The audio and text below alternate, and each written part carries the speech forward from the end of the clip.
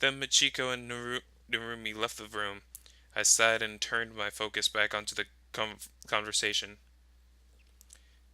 Now, about the, panty theft. All right. They did seem rather adamant about getting their hands on those for some reason. What was the purpose of that? Surely these girls had undergarments of their own. It was a simple mistake. I needed a maiden silk for my spell. How was I supposed to know that it was something other than the silk things girls wear? It was all a misunderstanding. None of them knew that maiden silk is another term for a wedding sash. Innocent, huh? If they really thought if they really thought that, they could have just used their own.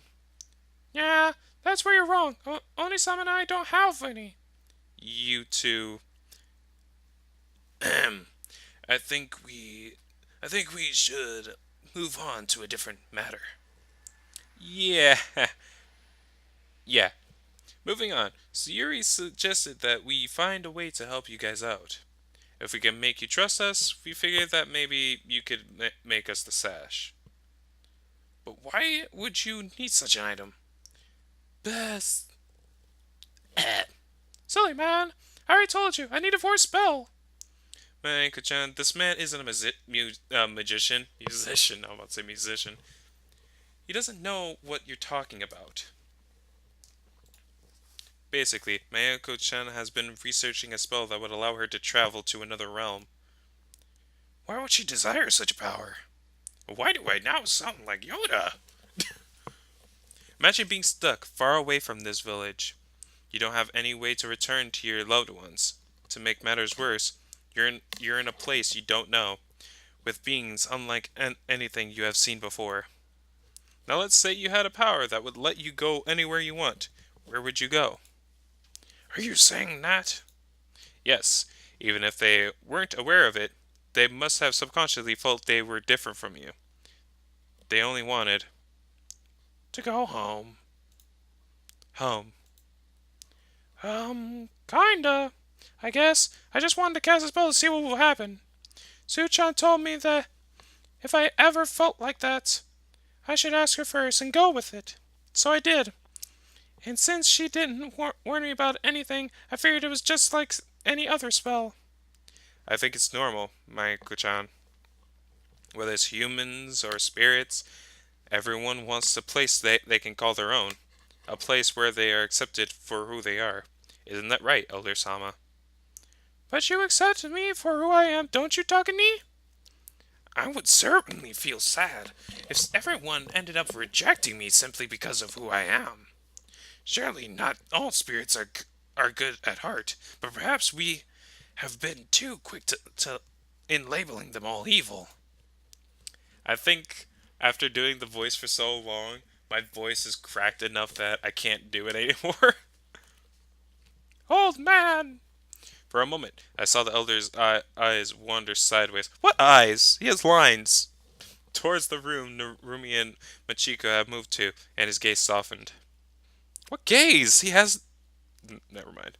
Unfortunately, some of us have suffered quite a lot at the hands of the spirits. It will take some time for people to come to terms with these feelings, Takahiro-kun. Meanwhile, in a room off to the side of the main room, the guard lieutenant was watching over the old fox spirits as she seemed to be at the grips of a minor panic attack. No, this can't be right. This can't be true. I'm from this world. This world. I belong here, don't I? Maybe you should sit down or, like, lay back or something. I can get you a pillow if you'd like, or. No, you could not possibly understand. You could not know what it is like to have everything you knew, your whole life, just pulled out from under you completely. Actually, I do. What do you mean? It was a while ago now. I was still just a kid, maybe 5 years old. Dang, how old are you? To say a while ago and then you say you were 5 years old, how old are you? Like 10? That's kind of creepy. There was an incident involving those other spirits. I don't know exactly what happened, but there was a big fire, and my parents got trapped inside. They never made it out. So yeah, don't tell me I don't know what it's like to have my whole life torn apart. Uh, I'm sorry. I didn't know. I did not know. I could not have known. That almost makes it worse. You should know. You should know exactly what it did to me, how it made me feel. Pardon? I do not know what you're talking about. Narumi, was it? Narutan. What? That's what you used to call me, Chi-chan. You used to call me Narutan. We used to play together almost every day. That's how you should know. I was with you when the incident happened, and you don't even remember. I. The girl collapses onto one knee, clutching her head. I remember the village glowing orange, a girl younger, resembling you, and I. Why could I not remember this before? Ah!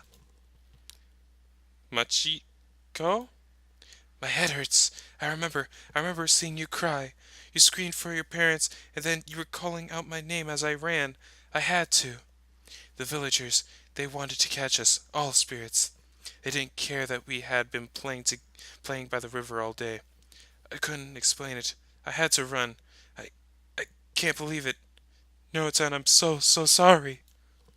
The fox spirit reached out for the guard, who pulled back instinctively. As she did, the pain seemed to disappear, and Machiko looked more relieved than before anything. I. N- no, not yet. I can't just forget about all that. It isn't that easy. But you did stand up to the the one you called Sakura. You risked your life for Mio and for the village, and that's worth giving you a chance for. I can't promise a miracle though, 'cause she barely even listens to me. But I'll try. I'll try to turn her down. Talk her down. She really isn't the cold, heartless captain everyone thinks she is. Thank you. Thank you for giving us a chance, Narutan. I promise, Mahako and I will do our best. Perhaps you could tell me more about the incident? I'd rather not. It isn't a happy story. But if you do me a favor, I might be more willing to tell you more. I want to get stronger. I couldn't do anything earlier today. I couldn't protect anyone. I don't have the brains for magic or anything like that, but that Takahiro guy knows some pretty flashy moves. If you get him to teach me some, I'll tell you about what happened. Deal, Chichan? I am not too sure. That seems like a bit of an unfair deal on my part. Perhaps you could sweeten it up for me just a little? Always the charmer, huh? Alright, how about this? I'll tell you something about when we were younger. Like when we used to play together in the woods near the village. There's a little stream there that we used to fish in. Sometimes we would sneak into the village. You would sneak into the village with me, and we'd play pranks on the shop owners, knocking on doors and running away. Silly kid stuff. You'd even show me your magic, your illusion abilities, but you said you didn't like doing it all that much because it made Mayako cry. Oh, that's right. When Mayako saw me transform for the first time, she got so scared she ran away and nearly hurt herself. How could I possibly have forgotten that?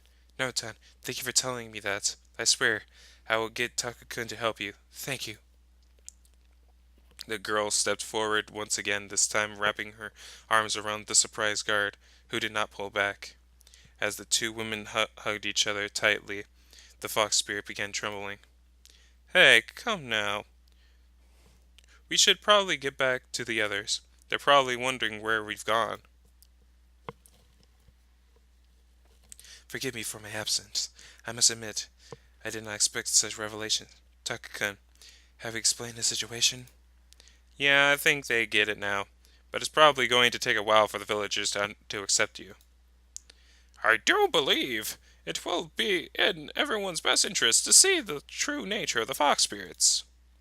While I can't promise that friendships will be forged today, like it being known that from now on the fox spirits are welcome in our village and will receive the same respect as any guest should. Thank you, Elder Sama. My sister and I are very grateful for your hospitality. However, the laws of the village shall apply to you three as well. Takahiro-kun, I believe it will be in your best interest to learn more about the village. Tsukino Dono, Narumi-chan, I'll leave him in your care. And try not to put him back in that cell, you two. Da da da. You got it, Oji-sama. we'll do our best. What about Mayako-chan and Chicha? I mean, Machiko-san. I would like them to stay here for the time being. We need to discuss what to do, should the other spirits choose to return. Elder-sama, I would like to stay with you for this conversation. It is my duty to protect the village and those within it from any... Bleh. Yeah, lips are dry. Perceived danger? This includes you. I also believe it would serve me well to hear this firsthand. Of course, I expect nothing. I expected nothing, Tsukino Dono. Numi-chan, how about you take Takahiro-kun for a walk? And do not think about this as a date, young man. You're going to need more than that show earlier to earn the right to date my granddaughter. The man laughed heartily as I blushed, smiling weakly. At least I wouldn't end up cuffed and brought to a jail cell this time. Maybe it would even turn out to be a pleasant experience.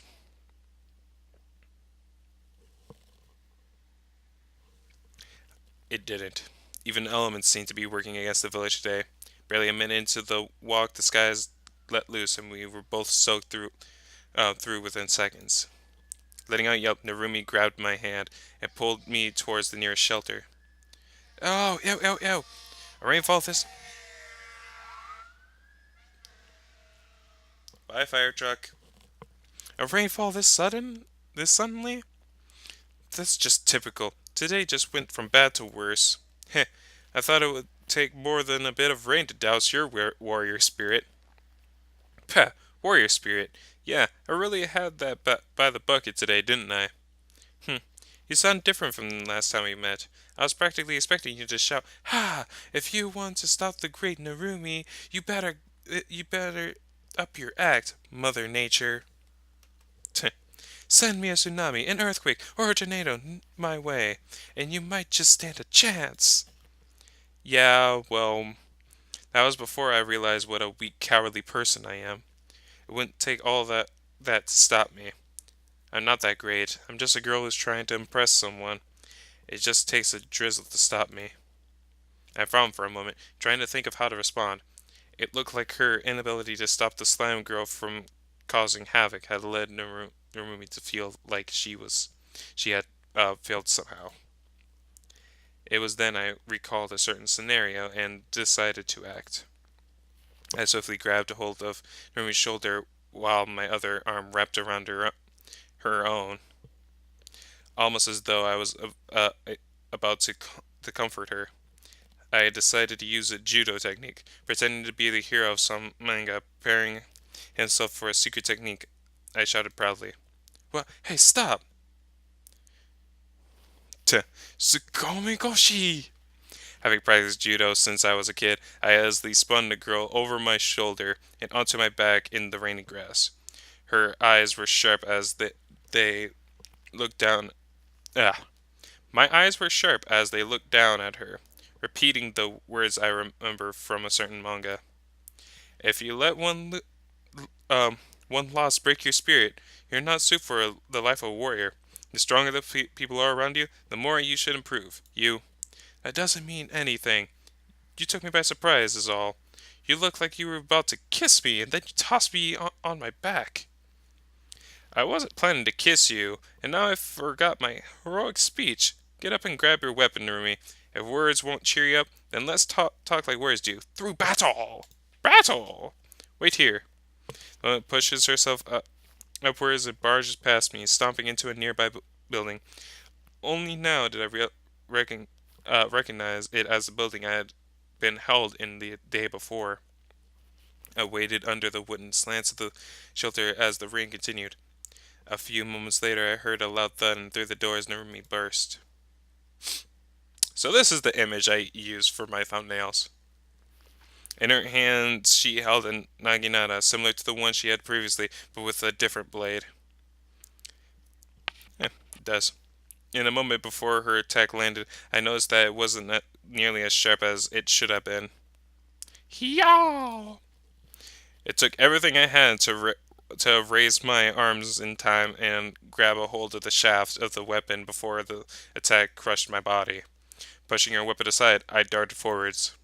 Pushing my hand forcefully against her chest, I attempted to open her up for a second attack. That's it. You're not some of weak-willed.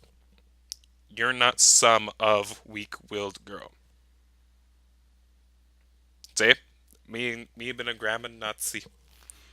Who is going to lose her fight spirit that easily? Shut up. You don't even know what's going on. I'm going to beat the snot out of you, and that'll make me feel better. Didn't you forget one of the most important things in a fight? The woman gritted her teeth and lunged toward me again, a wild, angry strike that would have been ridiculously easy to dodge that she had not had been so fast. Even though I was faster, the whoosh that shot past me made it clear she was not pulling her punches. I don't care. It's not important.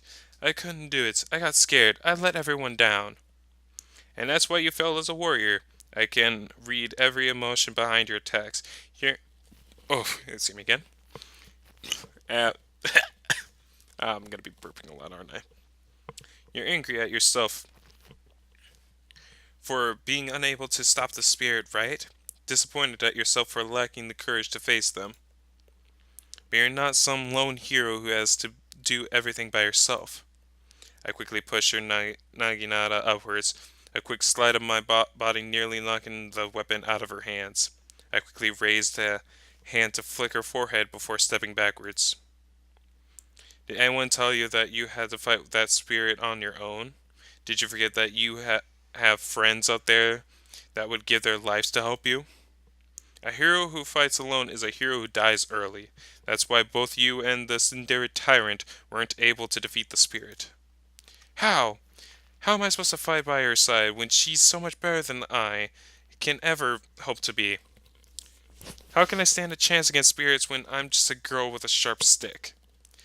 Mio lost her sword, but she never lost her resolve.